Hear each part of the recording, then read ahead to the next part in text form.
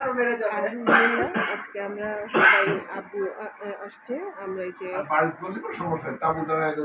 সবাই একসঙ্গে ইফতার করতে বসেছি। এই যে বাম পাশে 3 নাতনি আর এই যে ডান পাশে 2 নাতি। হ্যালো বলো তোমরা। শান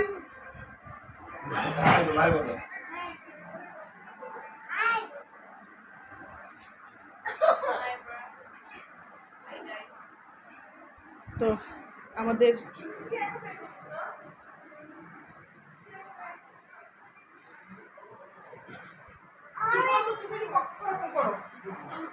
আস্তে করো, আস্তে আস্তে আস্তে।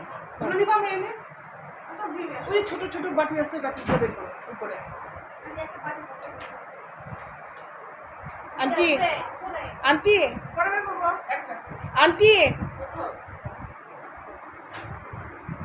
এটা হচ্ছে আন্টি